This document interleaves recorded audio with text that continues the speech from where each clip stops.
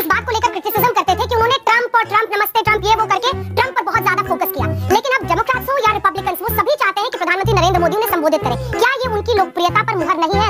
देखिए, वो देश के प्रधानमंत्री हैं और देश के प्रधानमंत्री होने के नाते वो जा रहे हैं। यही अमेरिका था, जब वो देश के राज्य के मुख्यमंत्री थे तो कई वर्षों तक वीजा नहीं दिया था। तो क्या जब लोकप्रियता कहां पर चली गई? अमित ने कहा कि विदेश नीति की बात, विदेश नीति का पट्टा बैठाने वाला सबसे अगर कोई पहला रिजीम रहा तो मोदी साहब का शासनकाल रहा। मेरा आपसे सवाल है, आपने बोला था, कहते हैं इंदिरा गांधी जी ने क्या कहते हैं आंख से आंख मिला के यूएस को बोला था कि आप ऐसे कीजिए, बट जब क्रायोजेनिक इंजन इंडिया में आया था तब भी यूएस ने हमको और यूएस के स्पाइस ने हमको रोका था क्रायोजेनिक इंजन को इंडिया में लाने से। तो तब कहाँ गई थी कांग्रेस पार्टी? तब कहाँ उनका डिप्लोमेसी गई थी जब क्रायो इंजन इंडिया में नहीं आ पाया? देखिए, चाहे वो परम 10,000 कंप्यूटर रहा हो, चाहे क्रायोजेनिक इंजन रहा हो, और चाहे पोखरण परीक्षण के बाद तमाम तरह के न्यूक्लियर के वेपन्स और न्यूक्लियर पावर के लिए जो इक्विपमेंट चाहिए उसके ऊपर प्रतिबंध रहे हो, कांग्रेस पार्टी ने हमेशा से लड़ाई लड़के उन लड़ाइयों को जीता। हेलो दोस्तों, अंधभक्त होना भी कोई आसान काम नहीं है। यूँ समझ लीजिए कि थूक का दरिया है और चाट के जाना है। दोस्तों, आज बात करेंगे कैसे कांग्रेस प्रवक्ता ने बीजेपी की बैंड बजा दी। तो चलो दोस्तों, वीडियो को देखते हैं। आप लोग हमेशा प्रधानमंत्री नरेंद्र मोदी की इस बात को लेकर क्रिटिसिज्म करते थे कि उन्होंने ट्रम्प और ट्रम्प नमस्ते ट्रम्प ये वो करके ट्रम्प पर बहुत ज्यादा फोकस किया।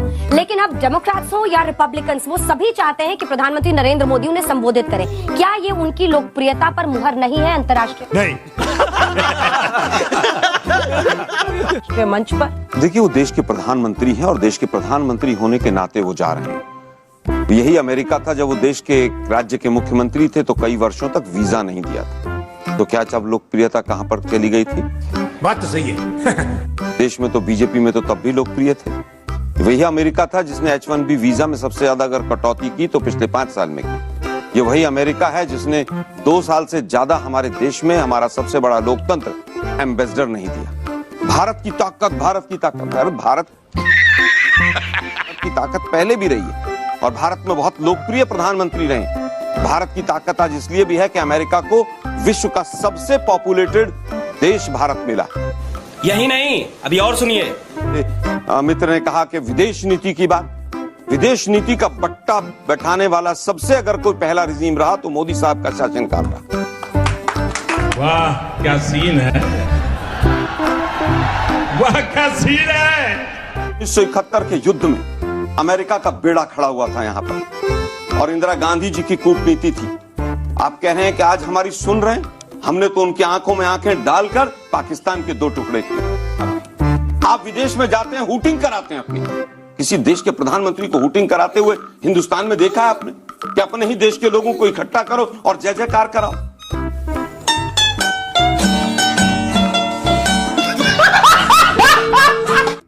अरे हम तो फकीर आदमी हैं, झोला लेके चल पड़ेंगे जी। मेरा आपसे सवाल है, आपने बोला था, कहते हैं इंदिरा गांधी जी ने क्या कहते हैं आंख से आंख मिला के यूएस को बोला था कि आप ऐसे कीजिए, बट जब क्रायोजेनिक इंजन इंडिया में आया था तब भी यूएस ने हमको और यूएस के स्पाइस ने हमको रोका था क्रायोजेनिक इंजन को इंडिया में लाने से।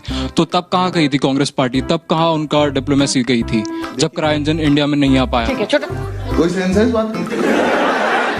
सा जवाब। देखिए, चाहे वो परम 10,000 कंप्यूटर रहा हो, चाहे क्रायोजेनिक इंजन रहा हो, और चाहे पोखरण परीक्षण के बाद तमाम तरह के न्यूक्लियर के वेपन्स और न्यूक्लियर पावर के लिए जो इक्विपमेंट चाहिए उसके ऊपर प्रतिबंध रहे हो, कांग्रेस पार्टी ने हमेशा से लड़ाई लड़के उन लड़ाइयों को जीता है। आज हमारे पास क्रायोजेनिक इंजन भी है, मौसम को पहचानने के लिए एनसो इंडेक्स को पढ़ने के लिए परम 10,000 भी है, कंप्यूटर टेक्नोलॉजी भी यूएस से आई।